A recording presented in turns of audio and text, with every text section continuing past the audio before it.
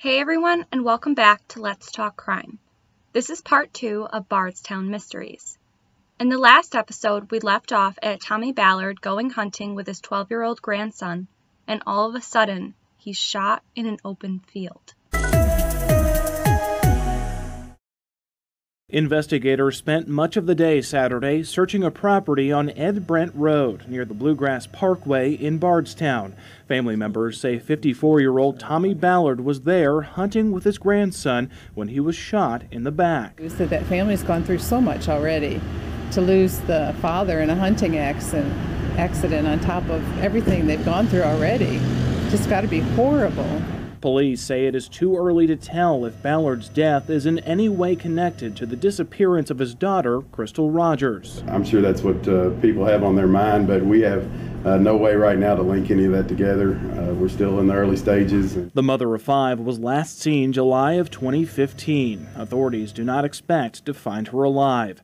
I just want to bring Crystal home. Ballard had made it his life's mission to find out what happened to his daughter, organizing multiple searches and fundraisers. And now he'll never know, right? And it's shameful that he doesn't know. Was this just a hunting accident, or was this done to stop Tommy, the one person who would do anything in the world to find out what happened to his daughter? Casey and his son were already at their family farm along the Bluegrass Parkway where they'd gone hunting for over 10 years. Tommy and Trenton arrived a little later, hopped out of the truck, ready to hunt. Only 20 minutes after Sherry Ballard last saw her husband, she receives a phone call that Tommy has been shot. She rushes to the farm, calling 911 on her way there. As she arrives, Tommy's on the ground, unresponsive. She shakes him, pleading with him to just wake up. Police had to pull her off her husband's body, the love of her life, to investigate the scene. Casey Ballard also heard the gunshot, but he assumed Tommy or Trenton got a deer. He went over there to congratulate them, but what he found was horrible. Trenton later told Casey that when he and Tommy got out of the truck, Tommy saw something out of the corner of his eye and put his hand on his stomach to stop him from walking any further. Tommy looked through the scope of his gun, pointing towards the tree line along the Bluegrass Parkway, and then he was shot within seconds. No one knows what Tommy might have seen. Did he see his killer before he died? At first, Kentucky State Police ruled Tommy's death as a hunting accident, but Sherry was not having this. Tommy was the only one fighting to find Crystal, and she believed that this was done to shut him up. The police changed the case to an open investigation. Scotty Sharp, a police officer with Kentucky State Police, tells WHS 11, "We treat Tommy Ballard's case as a murder, and that's the way we investigate it." As I said in the last video, a member of Team Crystal, Mary Taylor, later told Oxygen that Tommy might have been getting close to finding out what happened to his daughter. He told her that what was going on was way bigger than Bardstown and even bigger than Kentucky, just weeks before he was killed. He told her that these people do harm just for the fun of it. Mary believes that these people are actually members of the cartel in Bardstown. Now, before you go running off, thinking, no way, just wait. Bardstown and all of Kentucky were having serious drug problems at the time of Crystal's disappearance, and it still continues to this day. The former chief said that addiction was on the rise and the harder drugs were coming into town. He said at first it was just pot, but overdoses were spiking rapidly. Around this same time, Louisville, Kentucky, which was just about an hour away from Bardstown, was going through the same thing. Paramedics were constantly being called to overdose situations, and police found that heroin was being mixed with fentanyl, a fatal cocktail.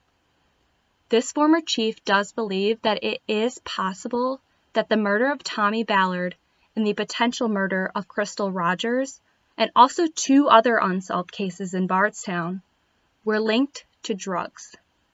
Bardstown was also a perfect location for this type of activity.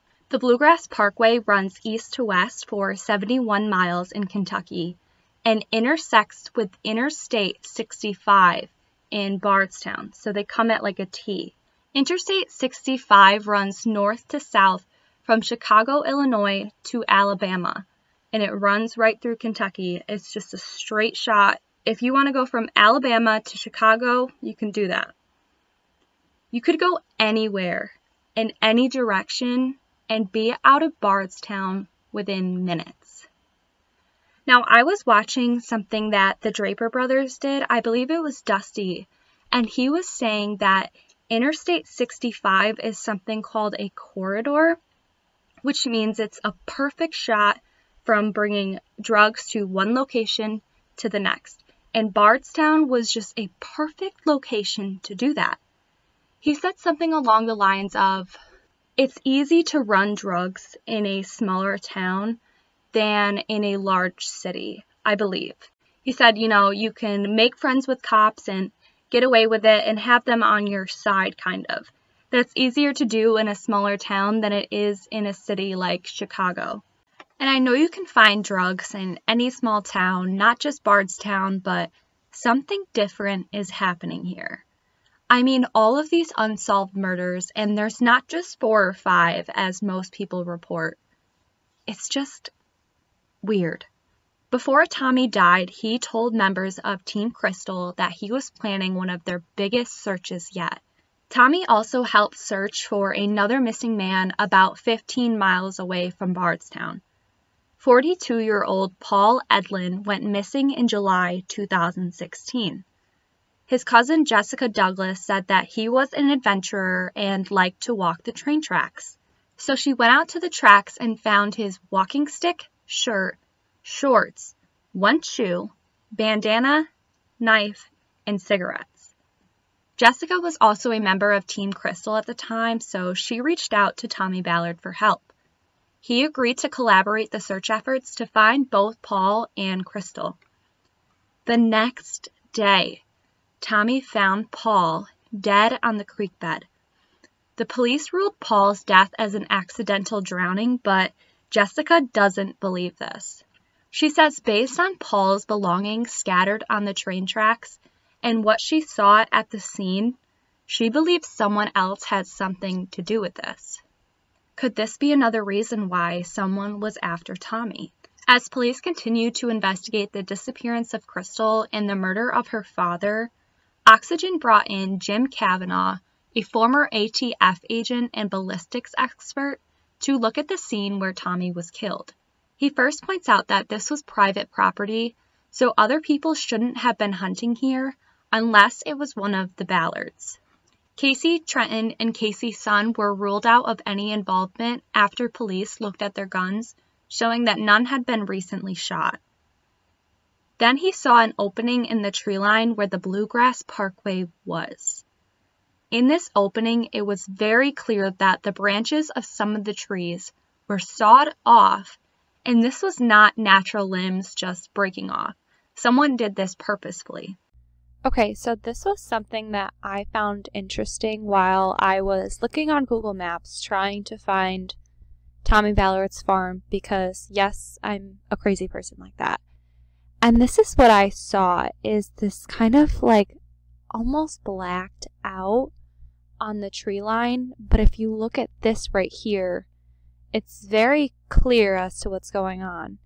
So I find this very interesting, and I wonder if this is maybe part of the investigation and they don't want people like me who are absolutely nuts to look at this. The ballistics expert said that this was not a shooting point, but a surveillance point. Then Casey Ballard mentioned that Trenton didn't say this opening was where Tommy looked in his scope, that it was more to the left of the tree line and the opening. So they went over there and they found a tree with some missing bark as if a gun had kicked back on it. And at this location, there was a clear line of sight where Tommy and Trenton were when Tommy was shot. This expert said this was not a hunting accident. It was an assassination. At this location, the Bluegrass Parkway was just a couple feet away. It would have been very possible for someone to have a getaway car, shoot Tommy, and leave within seconds. When Oxygen came to film their documentary, people of Bardstown were very scared to talk. And this just reminds me of when Tommy said that he didn't want to talk over the phone. A store owner in Bardstown told Stephanie Bauer that he received a note on his door, "If you don't shut up, you'll be the next one shot." An unidentified witness came forward to Oxygen and said that they might have some information regarding Tommy's death. She was too afraid to show her face or present her voice, afraid that she would be next. She was driving to work on the Bluegrass Parkway the morning of Tommy's death. She saw a suspicious, possibly white car with backlights like a Dodge Challenger's. I don't know if you have Dodge Challengers as cop cars where the backlights, you can tell it's a cop. It's like they wrap around the whole back of the trunk. It's not just two headlights on the sides. That's what she said it looked like. So like I said, this could possibly be a cop's car. That's all I'm saying. She says that this vehicle was backing up fast, had its dome lights on as if the door had just opened, and then went into the emergency lane. Now here's what I think about that. Who uses the emergency lane? Paramedics, firefighters, and law enforcement. Could this have been someone with a habit of using the emergency lane? I don't know. When they took this unidentified witness to where they saw the car, it was at the exact same spot as that opening in the tree line. She recalls specifically passing by those signs that have restaurants and gas stations for exit 25, and just about past that sign, she saw this car.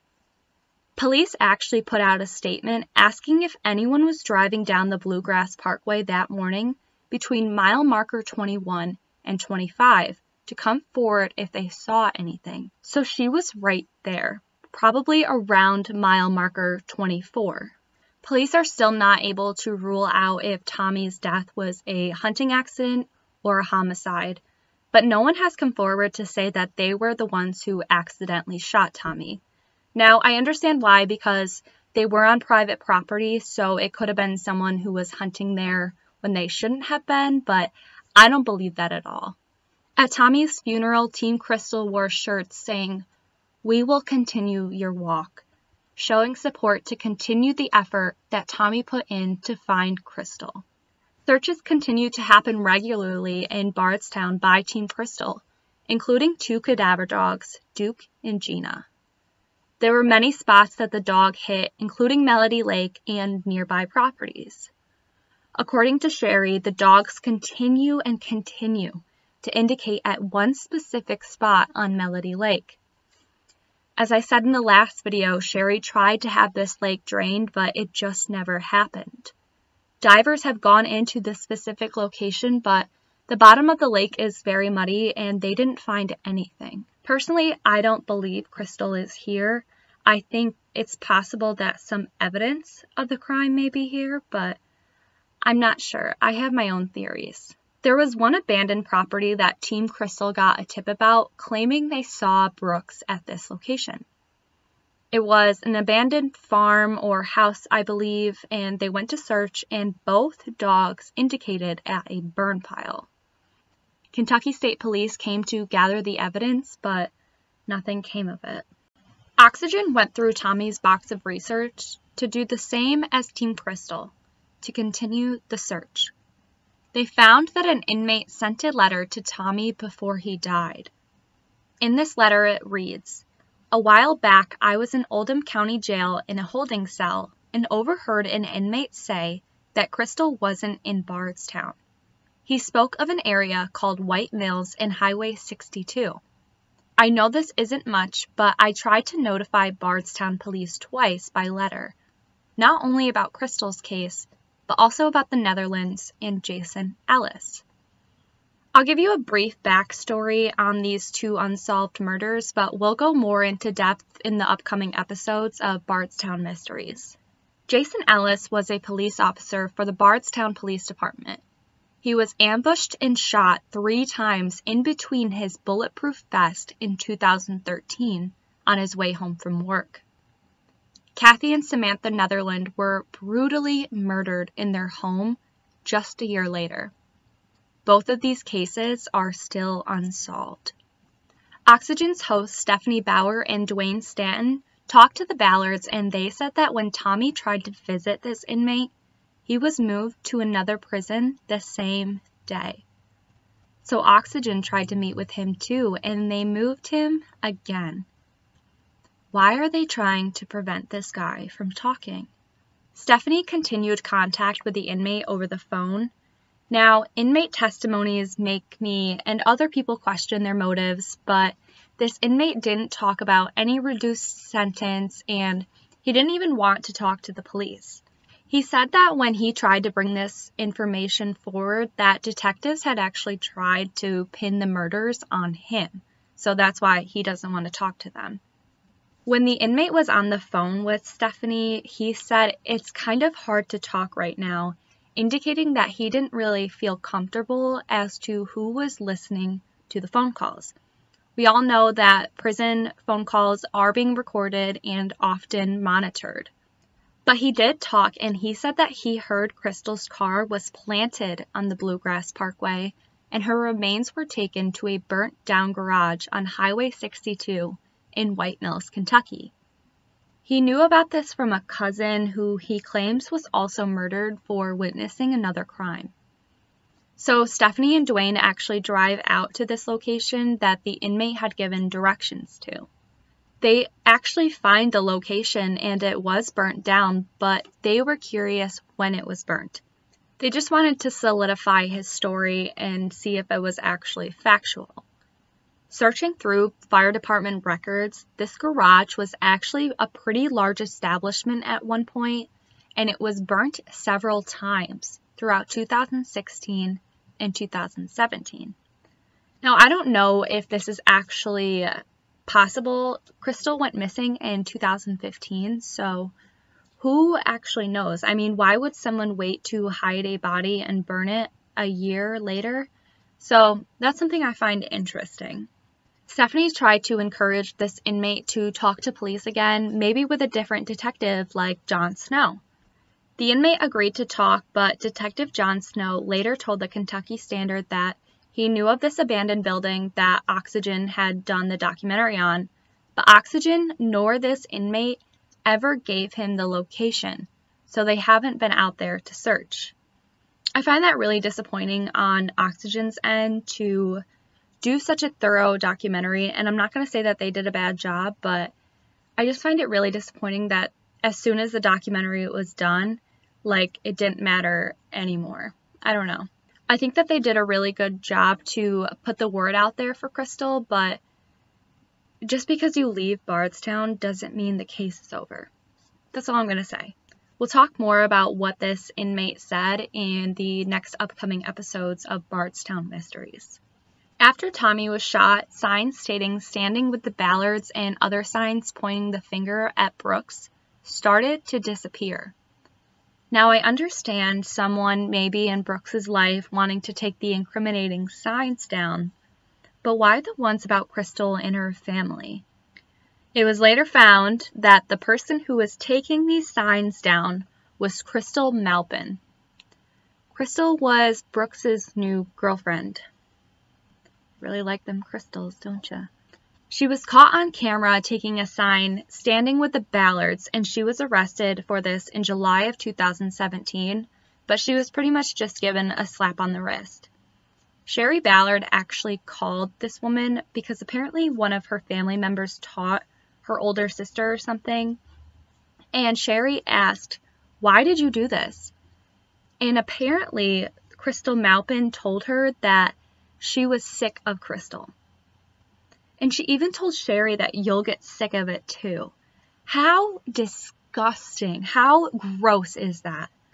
Just a few days earlier, Anna Whitesides received another search warrant for her home for the 4th or 5th time since Crystal's disappearance. Whitesides' attorney told reporters that the police were looking for bullets, guns, and reloader equipment. A lot of people actually think that this search warrant was in relation to Tommy Ballard's death.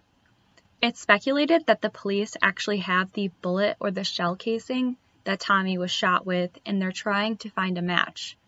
It is unknown what the police had found during the search warrant, but I have seen reports that they did take a piece of reloader equipment. A year later, in July 2018, Brooks Houck was arrested, but not for anything to do with Crystal's disappearance or Tommy's death. He was arrested on 4 felony theft charges for allegedly stealing hundreds of dollars of roofing shingles from a Lowe's in Bardstown over an 11-day span. He faced 20 years in prison for these charges. He pled not guilty, and he was actually acquitted. Apparently, he wasn't the one putting the shingles in his truck. Other workers at the Lowe's did. So he accidentally took more than he bought, or something like that. There's not many articles or reports on this. A juror told a reporter it was his mistake and their mistake, but 80% theirs, because the worker, every one of them, has only been there for 1 or 2 months, and that one girl that came up and she said she lied, so she wouldn't have to be a witness on the case. Again, I really don't understand the whole story, but it was nice to see Brooks spend a little bit of time in jail. So now we'll get into the most recent update. On July 23, 2020, remains were found near the Beach Fork River. I've seen reports that they were not found far from the Houck family farm. A neighbor of the property owner where the remains were found said that she saw a bone sticking from the side of the creek bank a couple of feet above the waterline. In the past few months before they were found, this would have been impossible to see. The water levels were so high at this creek that even the ground was flooding, so the creek bank, or like the sides of the creek, which was pretty much like actually a small cliff, was not visible. The remains were assumed to be buried along the edge of this bank about 4 to 5 feet deep. But the erosion from the water levels being so high and then going back to normal, it took out a chunk of the creek bank and basically exposed the bones in the dirt. The FBI said that this location was pretty hard to reach, and they sent in a team of experts to locate the remains and ended up creating this giant hole in the creek bank. And yes, I did say the FBI.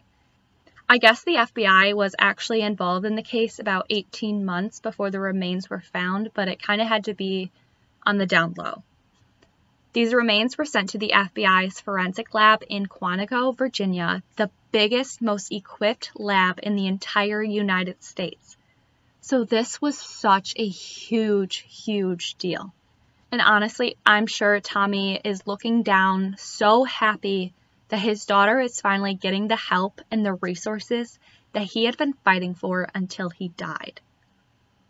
2 weeks later, the FBI took over Crystal's case. Bye, Nelson County. See you later. Hundreds of federal agents took over Bardstown and executed 9 search warrants, but we only know of 3. Now, I couldn't imagine this coming from a small town myself. Like, I could not imagine just seeing hundreds of those FBI cars just taking over your town. But I love it. It's finally something's happening. These 3 search warrants that we know of were on the Houck family farm, Brooks' house, and Nick's house. We're not sure of the other 6. FBI agents and IRS agents came to Brooks' house, taking boxes, hard drives, and guns.